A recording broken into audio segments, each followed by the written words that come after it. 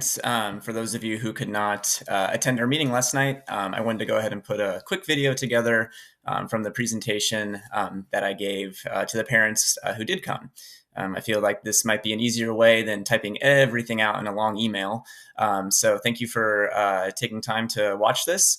I will go quickly through the slides that don't need a whole lot of time on, and I'll spend a little more time on some of the more important slides. So here we go.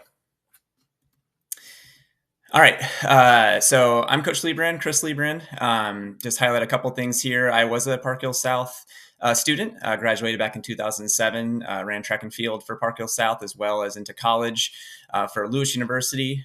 This is my 10th year coaching track and field. The first 3 of those were as an assistant coach. I took over for the girls and have spent the last 7 seasons with them, as well as the boys I took over last year. So I'll be my 2nd year coaching the boys as well. My email, school phone, and my cell phone are all here for you if needed. Communication, I have 2 primary ways to communicate with parents. Instagram, if you want to follow us on our Instagram account, I put a lot of important information out there, especially awards and honors of our athletes, a variety of pictures of our athletes competing. So feel free to follow us there. And then email distribution list is what I'll use primarily on Sundays. I'll send out a message about the week coming up. So when the season starts, you can expect an email on Sunday from me with all the information that you will need. Not for parents, but for athletes, I do have a Remind account. It's a way for me to communicate with athletes where neither one of us have each other's actual cell phone number. But I limit that to just the athletes because Remind has a pretty strict policy on how many people can be in a class. And with parents, it's just far too many. So I limit that to just the students. So if you need to get a hold of me, you can use my cell phone number from the previous slide. Eligibility, we are a no-cut sport. I do not cut anyone from track and field. So there's no tryouts or anything like that. We have 19 events. There's something for everyone in track and field. Throwing, jumping, running, all variety of distances. So there's always something for everyone. The state requires that in our setting, in our academic setting, that from the fall semester, you had to have passed every single class. In other words, you cannot have an F on the fall transcript from 2024. This is not a Park Hill South or Park Hill School District requirement. It is set by the state, so we do not have any flexibility in that. The only situation where there could be an F on a transcript from the fall is if it was a split block class or if it was like a quarter class. So if that's the case, I would encourage you to reach out to me so that I can verify that to see if your athlete is eligible or ineligible for the spring. I'm going to spend quite a bit of time talking about physicals, sway testing, and the annual update because once again, it's new for us. I feel like every year, the last few years, it's been something new, but moving in a good direction, we'll say. So just to go over what each one of them are, the physical is a sports physical that a pediatrician will clear your athlete to be an athlete, basically. And that's what you'll do with your doctor. The sway test is a concussion protocol test that is taken here at Park Hill South.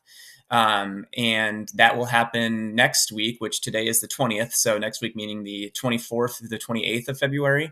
And that'll be after school with our training department. In the email, I have attached a consent form that you'll need to have signed and returned with your athlete. So physically, your athlete takes that to their sway test on one of those days next week after school. Please do not send it to me because it's like their ticket, we'll say, into the test. So they'll take that and hand it to Miss Neary, and then they'll do their sway test. And then the annual update this year is different than last year. It's not done through Infinite Campus, but it is part of Privet, which I'm going to talk about on our next slide. Physicals and sway tests are good for 2 years. The annual update must be completed each year.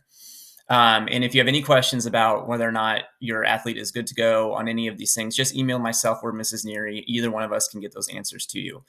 And very importantly, all 3 must be on file by the first day of practice, which is March 3rd, or else your athlete cannot practice. So just be aware of that I could be sending your athlete home because they are not allowed to practice with us until those documents are all on file. Also, I want to note that many athletes have a physical that will expire in the middle of our season. So they would be good up until that expiration date, and then they no longer can be a competitor. So they would need a new one by that time. So if you think yours might be expiring, please let me know. Many of you have been receiving emails from me, upwards of 3 different emails. I try to send these out every week, and the emails contain information on if you need something or your athlete needs something by the first day of practice. And you also will receive that email if your athlete's physical will expire mid-season. So just be on the lookout for those. If you don't receive an email from me or have not, it means your child is, one, either not signed up for track, and I don't know who they are yet, or two, it could mean that they're good to go and they have everything they need. Last thing on this slide before we move on to the next is that I will give athletes 10 days to get these on file. I said we are no cut sport, which is true, but you will get cut if you cannot get your documents in on time. So I give them until the 13th of March to get those in. If I don't have those documents, then we're just not serious about doing track and field, and we're going to go ahead and part ways. Okay, so I said I'd talk about Privet. Privet is our new way of housing all of the medical information for athletes here at Park Hill South. I'm going to go over as much as I can with this that I can remember. I'm sure I'll miss a few things, but like I said, it's new to all of us. So please extend us a little bit of grace, meaning myself and our training department, when it comes to kind of navigating this new environment. But basically, I have attached a form to the email that'll give you instructions on how to set up your Privet account. When you go and set it up, it's like a checklist, right? You upload the documents it asks you for, and you sign off on the things it asks you to sign off on, and click, sign, move on to the next thing, until all of it is 100% complete.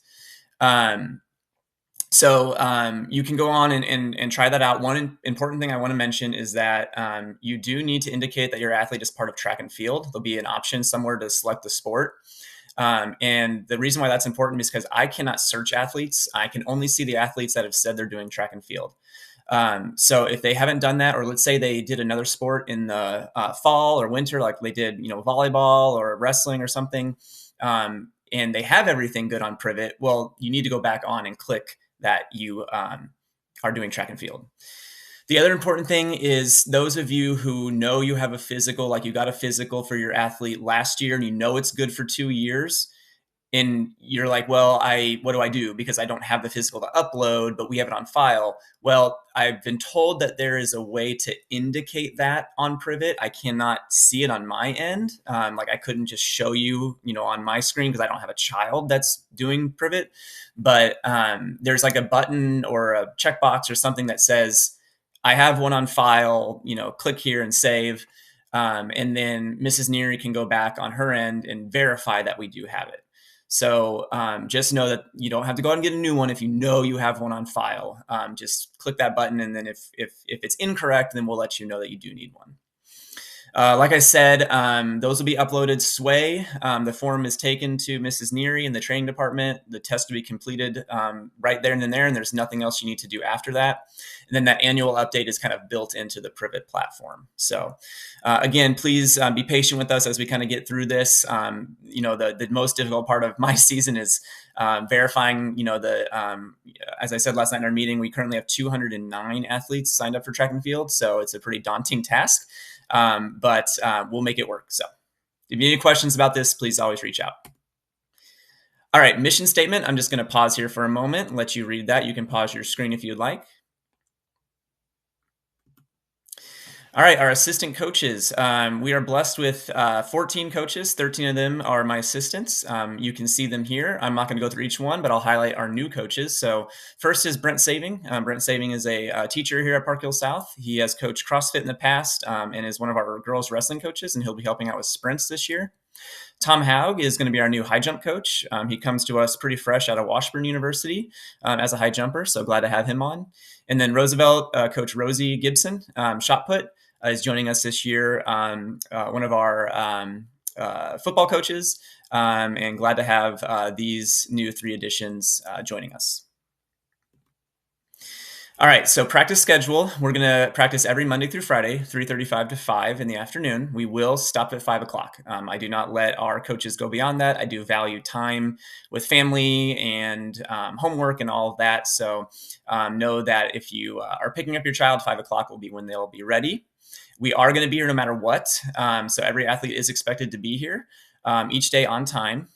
In rain or snow or whatever the current conditions are, we will have practice. We do have indoor space to use. So make sure that even if it's storming or something like that, we will have practice. Now, if there is another snow day in March or April or May at this point, know that we will make a determination on practice. That comes down from the district, not really from me. So the district says, yes, you can or cannot have practice if it is a snow day. Athletes do need 14 practices before they can compete. You'll notice that the first meet, varsity meet, is on the 15th day. So what that means is if you are going to compete at that first meet as a varsity athlete, you have to be at practice every single day from the very start. That is a MSHA requirement, not something, again, that we have. It's something that the governing board ahead of us passes down. And then spring break, when we get there, we will have practice. It will not be every day. It may not be at 3 o'clock, but we'll work out those days and times. It is optional for athletes and coaches. So if you do have a trip plan, no problem. But we are going to have optional practice that would count towards those 14 practices. Equipment, we ask all athletes just to be prepared.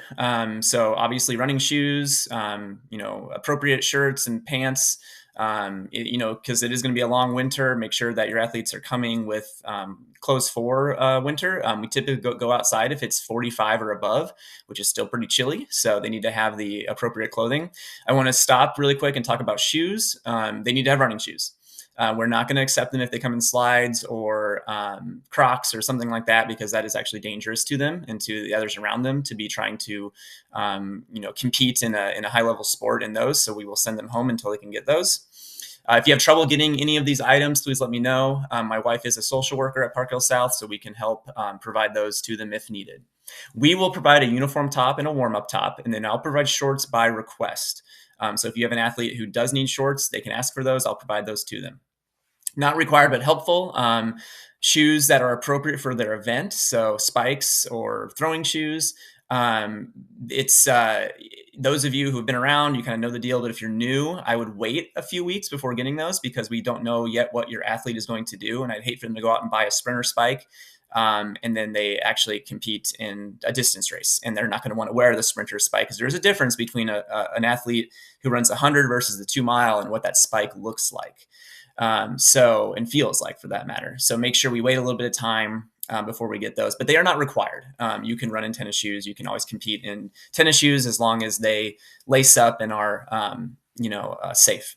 And then lockers, I'll provide lockers to athletes who do request them. Okay, meet schedule. I'm going to put the schedule on the next slide. I'm going to spend a little bit of time talking about that. But athletes must travel on the bus with the team from Park Hill South. Lead athletes will have a shuttle that comes to South, and then they get on the bus from South to the meet. All athletes will travel to the meet on the bus, no matter what. Now, athletes can leave from away meets with their parents, but they have to be checked out. And there actually is a new procedure, which I'm going to talk about in a little bit, that our athletic department has given us on that process. But I want to stress, it has to be a parent or a guardian. They cannot go in with a brother or sister. It cannot be a family friend. It must be a parent or guardian who is at the meet physically, who then checks out their athlete once the athlete is done competing, if they would like to. Now, we will always have the option for athletes to ride the bus back to Park Hill South. So if you cannot pick up your child at the away meet, that is not a problem. We will always take a bus back. And the most common question I get from parents is, how long do meets run? Well, it really depends. But I would say on average between 4 o'clock is when they start. And then most of them will end around 7:30 to 8 o'clock. And you'll see that all of our meets in the beginning of the season will be on weekdays. So that's why I do allow for athletes to get checked out, because it's a school night. But know that that could go longer. It depends on how big the meet is. It depends on how quickly the officials officiate. There's a lot of factors involved in that. But that's typically what I have seen in the past on how meets operate. Here's our schedule. I'm going to talk about the 2 highlighted meets, and I'll let you kind of review the other ones. So the first is the Winnetonka 9th and 10th grade invite on March 20th. I am working with the head coach at Winnetonka right now because the 20th, by what I have seen, is one day too early in the season to have a meet. Misha says that you can start having competitions on the 21st. So that'll likely get moved. I'm not sure when yet, but that will likely get moved. You'll see the 21st, the Ron Ives out at Liberty for our varsity team. That is actually the first day you can have a meet, across the state. So, and that's also that meet that I say, if your athlete is varsity level and they're going to compete at that meet, they need to have their 14 days of practice in. The other one highlighted is our freshman conference meet. We do not have a host or a date yet for that, but hopefully we'll get that solidified soon, and I'll communicate that out to you. The rest of the meet schedule remains largely unchanged from previous years, except for the addition of Ron Ives on the 21st. And we've also added an additional meet, the Ken Peak invite on the 25th of April, which is a meet out at Liberty North. I want to also talk about, on the far right column, what athletes go to these meets. You'll see some of them are 9th grade, some 10th grade, some are JV, some are varsity, some are JV and varsity, and some are select athletes. So our track and field team is fluid in terms of an athlete is not assigned a level. Like, you're not like in basketball, like you're JV and you're going to go to all the JV games. It doesn't really work that way in track. We pull kids varsity, JV. We kind of use them as we need at different levels. So sometimes even athletes will go to multiple meets a week because I need them at both. But I want to stress these select athletes. So you see the KU relays and Ken Peak are very, very, very high level meets. And we would likely not take an entire team to that. We would only take athletes who can compete at that high level. So that would be for those two meets. And all the other ones are basically, make sense, varsity level, JV level. We have a few 9th grade meets in there for our freshmen to compete only with 9th graders, which is nice for them. And then championship season starting for districts on the 17th of May is obviously our varsity, and then it's just qualifying from there on to state. So the meet checkout procedure that I said is new. So in the past, athletes, when they're at a meet, they just go up to a coach and they say, "Hey, coach, my mom or dad is right there in the stands." We give them a nice wave and they say, "I'm leaving." This year, that is still in place, but we also have the addition of a form that you'll need to fill out, which is attached. I have filled it out for you. All you really need to do is sign it, put your athlete's information, sign it. But I will need that form in my possession before you can take your child home from an away meet. This is something new that our athletic department and our athletic director have given us for this year. So it's just an extra step. Everything else will remain the same, but just make sure you get that form to me. You can email it to me or have your athlete bring it to me. But if we do not have that, even if you're at the meet and you want to take your child home, we are told that we cannot let your child go home with you. So it is in your best interest to get that to me as soon as possible. We're almost done. Letter requirements. You can see here the 3 ways that you can letter in track and field. So I'm just going to let you read through that here for a moment. Pause if you need. And that's it. So I appreciate you taking your time to listen to this. I think this was a one take for me, which is rare. But in any case, if you do have any questions, as always, please do reach out. Email is on there. If you want to give me a call, if you need something important, you can use my cell phone. I'm very excited for this season. It's the best time of the year, and I look forward to seeing you guys out at some meets. Thanks, guys.